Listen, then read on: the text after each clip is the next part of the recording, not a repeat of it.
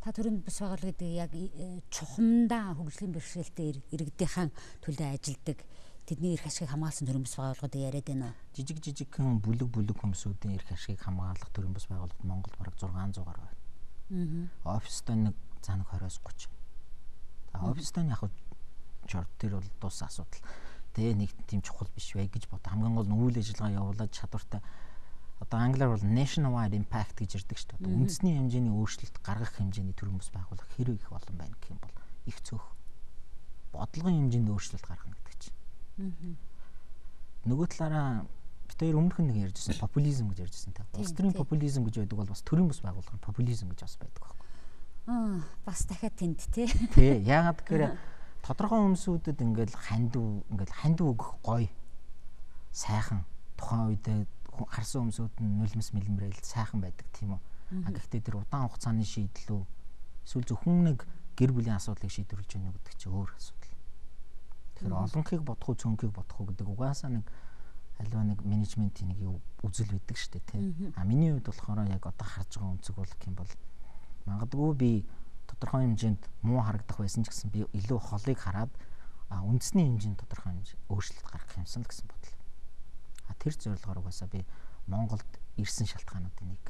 Хэрэдийгээр би цаанаа үлдэж болох байсан ч гэсэн эцсийн үр дүнд би юу үлдээж чадах вэ? Юу хийж чадах вэ? Швейцарт бол би хинч биш та. Мянган Азуудын л нэг.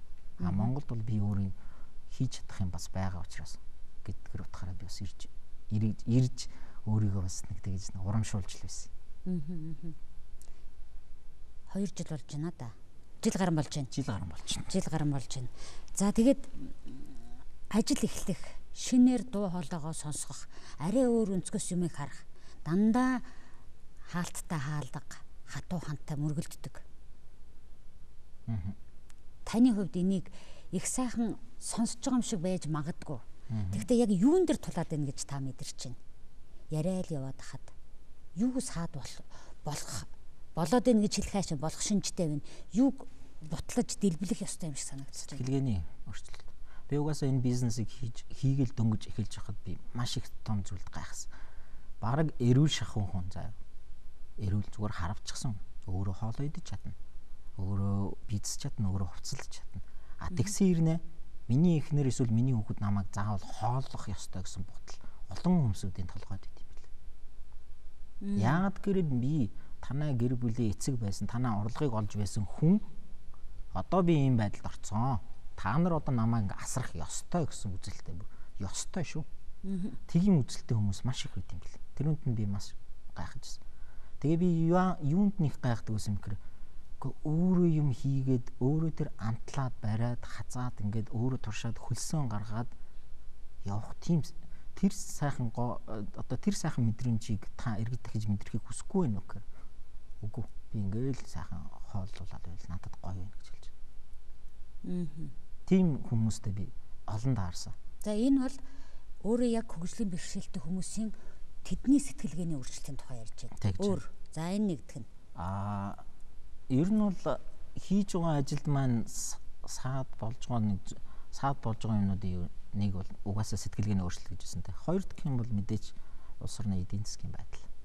Хүн хэдий ч нэг боломжтой байна гэдгийг хараад байсан ч гэсэн хүн худалдаж авахынхаа өмнө угаасаа харьцуулдаг шүү дээ. Энэ миний амьдралд үнэхээр хэр их чухал вэ? Хүн чинь тойрог үүсгэсэн байгаа шүү дээ. Хамгийн чухлууд байгаа нэгдүгээр тойрог. За арай багуудаа 2 тэгэл цаашаа 3 4-өө явцсан байгаа шүү дээ те. Яг ингээ харчаад за би энийг авахынхаа оронд одоо жишээ нь нэг хэрэгсэл бай гэж хэлдэг л та тийм. Тэрнийг авахынхаа оронд асран хамгаалах чинь. Би тэрнийхээ оронд зүгээр энэнд нэг сайхан талах аваад өгч, сайхан хоол аваад өгчдөг ч юм уу. Нэг тийм байна. Гуравт нь юм бол манай тийм нэг Аз сэтгэлгээ байдаг. Бусдаас ичих одоо бусдын нүдэнд муу харагдчихгүй юмсан. Тэ. Би өөрөө ядуу байж болно. Өөрөө маргааш идэх хоолгүй байж болно. Гэхдээ л бусдын нүдэнд гоё харагдах хийг хичээдэг. Хүний сэтгэл дотор сайхан амьдрсан дүртэй байх гэдэг. Тий. Тэгэл үнтэй хувцас, үнтэй гар утас, чамин машин. Өөрөө 1000 зээлтэй ирнэ тэгэл Land Cruiser 200 аваад унчдаг ч юм уу. Тийм. Тэр бол яг нэг сэтгэлгээний бас нэг онцлог баг шүү. Прагматик биш, илүү баг юу гэмдэ бас нөгөө талаасаа илүү нөгөө нийгэмдээ яаж харагдав? Яг гэхээр нийгэм өөрийг нь бас яг тэгж үнэлдэг учраас. Энэ жишээ биш үү? Сая ланд 200-тай жишээ яг хөгжлийн бэрхшээлтэй иргэдийн энэ цаашдын хөгжилд ямар байдлаар тусаад байгаа? Эдэнд бол асран хамгаалагч талаас нь харах юм бол бас яг тэгж тусаад байгаа. Асран хамгаалагчид нь өөрсдөө яг тэгж яг харагдаж байгаа байхгүй. Өөрсдөө тэдэнд ингэж мөнгө энэ хүнийг байнга байдлыг илрүүлээд одоо үндсэндээ буглаа байгаа бол буглаагийн задлаад энэ хүнийг цаашаа бие даагаад амьдрах чадварыг нь хөгжүүлэе гэж бодохын оронд бүх юм сайхан болж байгаа юм шиг. Тэгэнгүүтээ тэр хүнийг ингээл байнга асраал байвал болох юм шиг. Гэхдээ би нэг сайхан өөрөө нэг найзтайгаа хамт сууж байгаа нэг л биз. Хүн насаараа асруулж чаддаггүй. Асар хичнээн хамгийн хайртай төрсөн хүүхэд чинь төрсөн их чинь байсан ч гэсэн тухайн үед инээж хөхрөөл ханыг ингээл илж байсан чинь нөгөө талдаа бас л шаналж байдаг, ядарч байдаг. Тодорхой хэмжээгээр яг шууд хэлэх юм бол залхаж байдаг. Тийм. Асруулж байгаа хүн үү? Асарж байгаа, асруулж байгаа аль нь. Тэг хин нэг хайртай хүнийг залхуулахыг хэн ч хүсэхгүй үстэй. Тийм байдалд битээ ороосоо гэсэн бодлоос бас хүн өөрөө бие даахад юм гэсэн. Ерөөсөө би олон газар ингээ харж исэн. Хүн ямар үед хамгийн жаргалтай вэ гэхээр хүн өөрөө өөрийнхөө юм хийж чаддаг. Хүн өглөө болго өөрийнхөө нүрийг хүнээр угаалгуулдаг, бөксөө өөр хин нэгнээр арчиулдаг. Хүн тэр хүнийхээ өдөөс чанга дуурч чадах. Яг гэхээр тэр хүндээ хараад байдаг учраас. Би болохоор тодорхой үедээс тийм байсан. Гэхдээ би тэр байдлаас гарахыг хүссэн.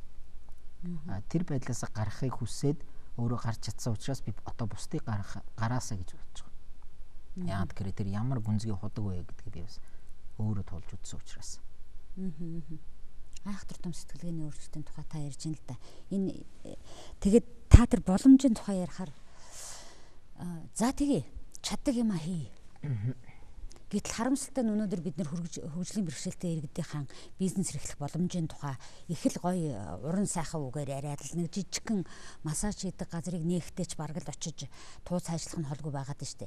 Гэтэл өнөөдөр энд чинь тийм боломж нь хэр байгаа юм. Ёстой нэг хэсэг бүлгэрээ нэлээд массажийг эсвэл нэг ски бойдог оёхоос цаашаал явахгүй байгаад ах шиг байх юм. Энийг та юу гэж харж байна? Хоёрдугаар сорд гэдэг нэг дээр хэлсэн штэ тий. Тэр чинь бас яг тийм учиртай.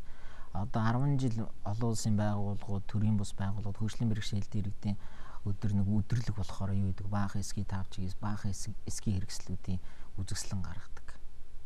Яагаад заавал бид тийх ёстой юм бэ? Эски хэрэгсэл маань үнэхээр тэгэж одоо бүтээгдэхүүнээр ярих юм бол нэгдүгээр сортын бүтээгдэхүүн үү?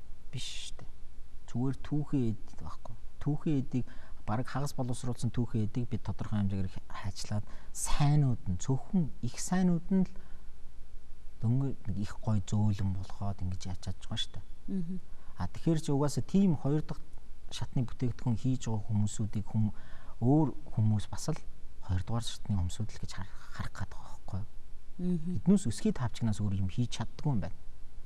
Зүгээр нэг гараар хийж чаддаг юм хийдэг юм хийдэг л юм байна гэж ойлгочихж байгаа байхгүй юу? Тэгтээ онч мэгч эргээ бодоод үзтээ гараар хийж байгаа, эскигээр хийж байгаа, модоор хийж байгаа юм чинь биеийн хүчээр хийж байгаа тийм үү? Гэтэл хөгжлийн бэрхшээл гэдгийг бид юугаар тодорхойлж байгаа гэхээр биеийн хүч чадварын дефицит буюу тэргүүрийн тодорхойлоо. Өөрөөр хэлбэл нөгөө нэг юунуудын хэлгээр парадокс байгаа үстэй. Бид хөгжлийн бэрхшээлтэй хүмүүсүүдийг биеийн тодорхой ажлыг хийж чадахгүй гэсэн хэрнээ хийлэгдэх ганц юмнууд нь болохоор биеийн хүчээр хийлэгдэх ажил. Яагаад тэр хөгжлийн бэрхшээлтэй залуучуудыг оператор гэдэг янз янзын оюуны хөдөлмөрөөр хийлгэж болдог юм. Маш сайхан гоо сайхны зөвлөгөө өгдөг гэж болно. Орифлеймчийн үндсэндээ сайхан ярид синкертл ярьдаг хүмүүсүүдийг бас хэрэгтэй шүү дээ. Яагаад тийм байж болдгоо? Маркетингийн хүмүүсүүд яагаад байж болдгоо? Маркетинг дээр чи өөр заавал ингэ суугаал хамаг юм гараараа хийх ёстой биш шүү дээ. Боловсрлоо эзэмшээд тэрийгээрээ сайн явуул та. Гэтэл тэрүнд нь юу садаа болоод байна гэхээр тэр боловсрол эзэмших боломжийн садаа болоод. Би тодорхой хэмжээгээр бол өөрийгөө азтай тооцдог. Гэхдээ би энийг их ярих дурггүй. Яг гэхээр сайн эцэг их юм буян, сайн найзуудын буян тэрний өнжгөр болсон. Гэхдээ би хизээч надаас боловсролд ортой хүнийг чи нагцгүй амтан гэж хэлж чадахгүй. Яг гэхээр тэр хүний амьдрал өөр байсан. Би хизээч надад тийг хэлэх эрх байхгүй. Тэгэж нэг хүнийг би тэгж хэлж чадахгүй юм чи нийтийг би яагаад тэгж өөрчлөхийг хүсэж болохгүй. Гэхдээ боломж байгаа гэдгийг та хараад байна. Би хараад байна. Миний явдаг зам дээр миний автобусыг хүртээмжтэй болгоод өгчих юм бол хамаа алга би 10 жил таны төлдөг 500 төгрөгөөс би илүү 1000 төгрөгөөр төлье. Тэгтээ зүгээр миний явах унааг л янз айтайх шиг хин ч гэсэн явдаг болгоод өгч. Миний ордог банкны үйлчилгээг би очролмооргүй. Биш очролмооргүй гэнэ. Би очрын хурдуур ормооргүй. Адилхан л үйлчлүүлээ. Гэхдээ тэр техник нь өндрийн айтайхан болгодог, шалын халтирдаггүй болгодог. Үйлчлүүлэгч нь би хэрвээ сонсголын бэрхшээлтэй бол надтай ядаж дохионы хэлээр ярьдаг болгодог. Монголд байгаа томоохон корпорациудын томоохон заалууд шүү дээ. Mobicom, Skytel, Unitel. Тэднээс ямар ч одоо тусгай хэрэгцээд үйлчлүүлэгч ирэхэд бэлтгэгдээгүй. Би тэрийг бол шууд хэлж байна. Тийм, яг үнэ. Ямар ч хүн очоо. Тэр ч байдгаа эрүүл хүн очоод бэрхшээлтэй болохоор гараад ирэхээр тийм орчин үйлчилгээний соёл нь тийм байна. Орчин нь бас тийм байна. Тэгэхээр миний харж байгаа юм гэх юм бол надад зөвхөн үйлчлээч гэж юм шиг. Бид хоёрт хоёуланд нь адилхан тийм боломжийг гаргаад өгч л гэж байгаа. Тэгэхээр төрийн энэ чинь ингээл явсаар гал нөгөө төр бол угаасаа би төрийн үүргийг юу гэж хардаг вэ гэхээр бодлогын шин чанартай одоо менежмент компаниар ярих юм бол менежер л гэсэн үг шүү дээ тийм үү сайхан менежер байг л дээ. Тэгээд төрийн бус байгууллагууд болон бизнесүүдийг урамшуулах системүүдийг бий болгох, шийтгэх системүүдийг бий болгох. Тэрүүн дээр хяналттай. Хяналтан дээр чинь төрийн бус байгууллагууд туслана. Бизнес нь тэрийг хэрэгжээд тэнцэнээс мөнгө олго. Яг үүндээ Монголд 120 мянган хөгжлийн бэрхшээлтэй хүн байна гэдэг чинь Монголын 18 аймагаас хамгийн том их хүн амтай аймагаас илүү хүн том зах зээл байна шүү дээ. Тэрийг зах зээл гэж харахгүй байгаа байхгүй юу? Гэтэл тэр чинь өөрөө маш том зах зээл байхгүй юу? Яагаад хэлж яах гэхээр магадгүй өөрснөө дөнгөж 100 мянган төгрөгийн тэтгэмж авдаг байж болно. Гэхдээ нэг хүний ард тэр хүний чинь асардаг, цайлдаг, цойлдог гэсэн 3-4 хүн байж байгаа байхгүй юу? Нэг хүнийг намайг одоо хөвсгөл рүү явах аялал руу явлаа гэхэд би ганцаараа явж чадахгүй. Миний ард заавал дахиад нэг 2 хүн явах болно. Ингээл 3 хүний бизнес, 3 хүний үйлчилгээ олчиж байгаа үст. Тэгэхээр бизнес хөгжлийн бэрхшээлтэй хүнийг яг үнэхээр сайхан амттай торт алин байна гэж хардаг болгохын тулд яг нэг эргээ хүртээмж нөгөө талаараа төрийн бол тодорхой зохицуултууд хэрэгтэй болно. Өнөөдөр хүртэл байгаад ирсэн одоо заавал таны буруу гэж хэлээд байгаа тэр квотын нэг систем байна шүү дээ тийм ээ. Таны буруу гэж тэрнээс гадна ерөөсөө хөгжлийн бэрхшээлтэй иргэдэд ерөөсөө өнөө хүртэлх одоо эргэцсэн ерөнхий байдлыг тэгвэл та юу гэж дүгнэх вэ? Монголд уу эсвэл дэлхийд дахин Монголд бол манайх тийм муу байна гэж бол биелэхгүй. Монгол улсын одоо тэр нийгмийн халамжийн тухай хууль гэж байсан шүү дээ. Одоо хүн ам улмрын анд харьяалагдсан байгаа. Дээр нэмээд 2009 онд батлагдсан хөгжлийн бэрхшээлтэй иргэдийн нэгдсэн үндэсний байгууллагын конвенц. Дээр би хэн блээ тэгээ Батүл даргын нэг хэлж байгаа гэсэн. Монгол бол мундаг улс ороо. Яагаад гэхээр олон улсаар батлагдсан конвенц нь Монгол улсад автоматар хэрэгждэг хууль болт юм аа гэж. Би тэрийг бодчихлоо. Би яг конвенцийг сурталчлах ажлыг өөрөө хариуцж ирсэн үнэд бол бодчихсон байхгүй. За үнэхээр мундаг тэр утгаараа бол мундаг. Яг тэр зарим улс орноо саадтай гэж. Манайх тэр конвенцийг баталсан. Дээр нэмээд өөрийн гэсэн хуультай өнөө хүртэл яг одоо өнөөдрийн 7 хоног өнгөрсөн 7 хоногт энэ шинээр хууль батлагдах асуудлыг хилэлцүүлж байна. Хуучин энэ хуулийг яадаг байсан бэ гэхээр хэдэн дарга нар юм уу хэдэн яамдын дунд шатны албан тушаалтнууд нийлж байгаа л бат гэж баталждаг гэсэн. Одоо тэгэхэд шат дараалтаа хилэлцүүлж байна.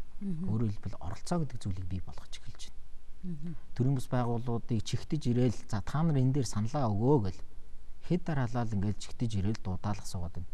Гэхдээ нөгөөдөл нэг хэсэг цааргалаа. Би юугаа мэдхийн яахын та нар ингээд загиндаг бас одоо арай илүү нөгөө нэг конструктивны гэдэг шиг арай илүү нэг жоохон бодитойгоор харж ярьж байна. Тэр чин тэр бол ахиц гэж харж байна. Хоёрд нь саяны тэр фэшн шоу гэж байна. Дангаараа ганц төрийн бус байгууллага бүхэл бүтэн ийм том фэшн шоу байгуулна гэдэг бол тодорхой хэмжээгээр худлаа ажилтны танхим болон төрийн оролцоо бас харагдаж байгаа байхгүй. Тэгэхээр би тодорхой нэг муу гэж хэлэхгүй.